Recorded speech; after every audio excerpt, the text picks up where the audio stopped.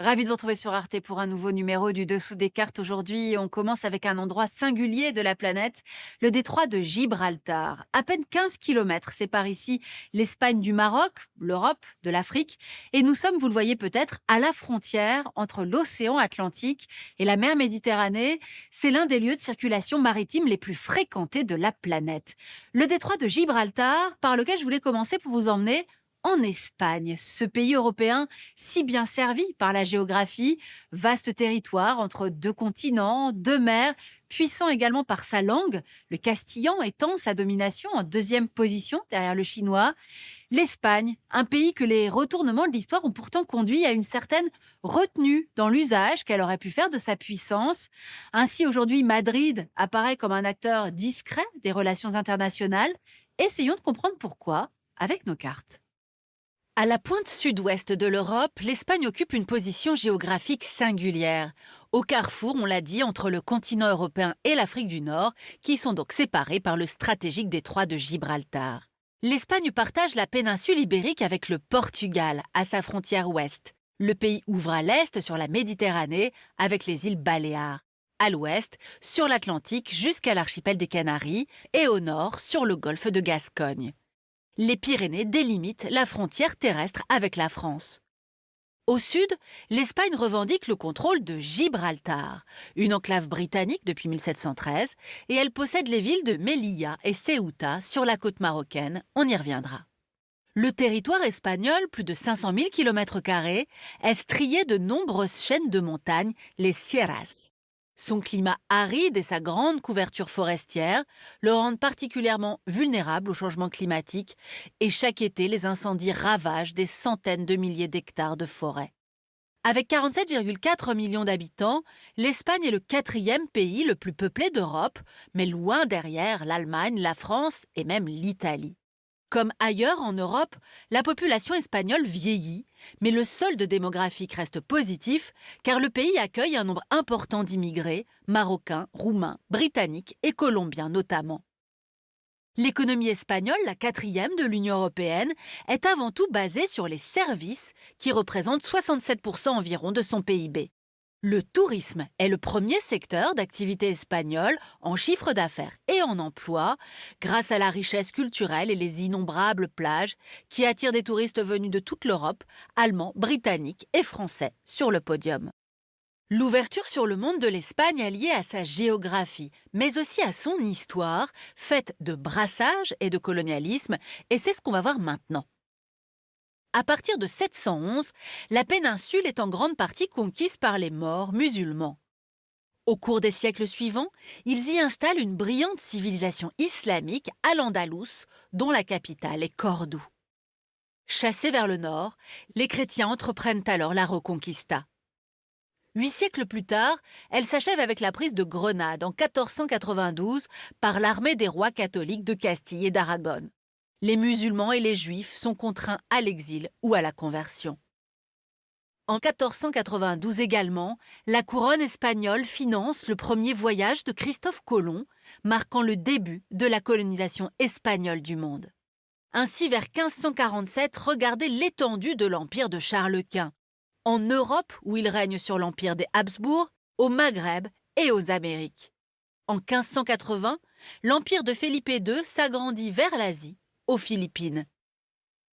Mais en 1648, ce siècle d'or colonial prend fin et la puissance espagnole entame un lent effacement de la scène économique et politique internationale. À la fin du XIXe siècle, c'est l'indépendance des dernières colonies espagnoles et la mainmise des États-Unis sur l'Amérique latine. Le Royaume-Uni, l'Allemagne et la France, puissances dominantes en Europe, se partagent alors l'Afrique. L'Espagne n'obtient qu'une portion congrue, le Rio de Oro, puis en 1912, un protectorat situé au nord du Royaume du Maroc par un accord avec la France. En 1923, après le coup d'État du général Primo de Rivera, l'Espagne se fracture entre forces révolutionnaires ouvrières et grande bourgeoisie contrôlant l'armée. En 1931 est instaurée la Seconde République. 1936, un soulèvement de généraux putschistes appuyés par l'Église et la grande bourgeoisie déclenche la guerre civile. Le général Franco, soutenu par l'Allemagne nazie et l'Italie fasciste, soumet l'armée républicaine après 3 ans de combat. Mais contrairement à Hitler et Mussolini qu'il soutient durant la Seconde Guerre mondiale, Franco reste au pouvoir à la fin de la guerre et ne le quitte qu'à sa mort en 1975. La répression est féroce, 200 000 morts et près d'un demi-million d'exilés politiques. Et dans les années 60, cette répression se concentre sur l'ETA, une organisation indépendantiste basque qui fait pression sur le régime par la violence armée.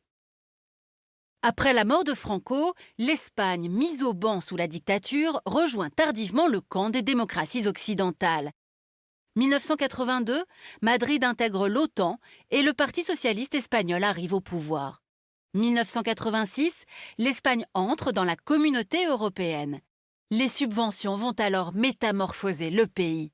La population se libère, à Madrid c'est la movida, une vague de changements parcourt la société et la culture espagnole. Alors aujourd'hui, où en est l'Espagne? Ancrage dans la démocratie, modernisation de l'économie, fin du terrorisme basque, rayonnement culturel. Le pays a désormais trouvé sa place parmi les nations européennes, une place singulière et un certain nombre de défis toujours à relever. C'est ce qu'on va voir maintenant. Depuis 2010, l'Espagne traverse une grave crise politique. Elle oppose en Catalogne les indépendantistes, qui sont majoritaires dans cette région, au pouvoir central. Le référendum de 2017, tenu dans un climat de grande tension et de manifestations géantes, a engagé la Catalogne dans un processus de séparation jugé depuis illégal par Madrid et désormais suspendu.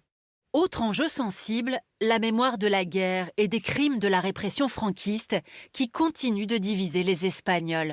Les défenseurs des victimes de la dictature réclament l'ouverture des fosses communes qui abriteraient près de 130 000 corps et l'abrogation de la loi d'amnistie de 1977 qui bloque tout procès. Depuis octobre 2022, la loi dite de mémoire démocratique engage néanmoins la responsabilité de l'État pour financer les fouilles et les exhumations.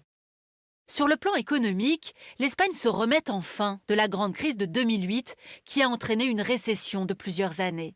Cette crise a aussi conduit, en mai 2011, au mouvement des indignés, une contestation du système par de jeunes urbains qui ne se reconnaissaient plus dans les partis traditionnels. Le Covid fut une épreuve particulièrement difficile pour le deuxième pays le plus visité au monde, mais le tourisme repart aujourd'hui à la hausse.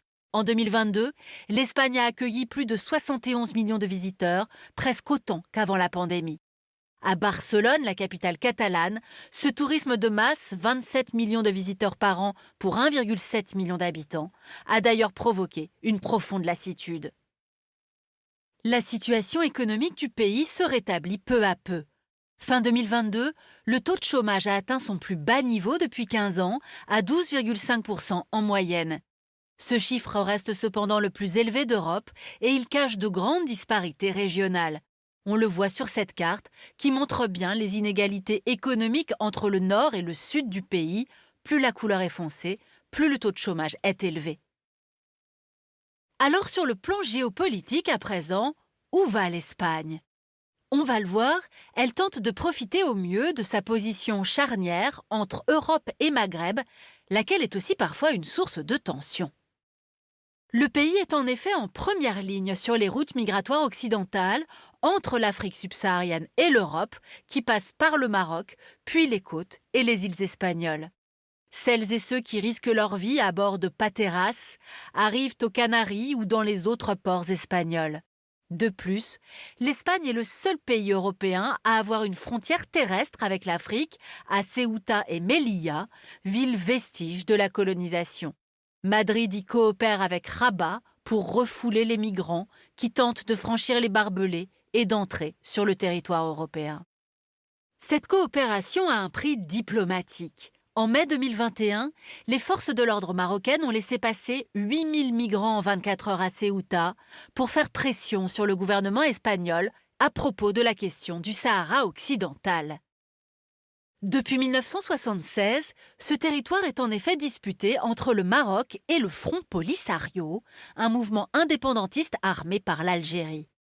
Alors que l'Union européenne défend un règlement de ce conflit par un référendum d'autodétermination sous l'égide de l'ONU, Le gouvernement de gauche de Pedro Sanchez a décidé début 2022 de soutenir la proposition de paix marocaine.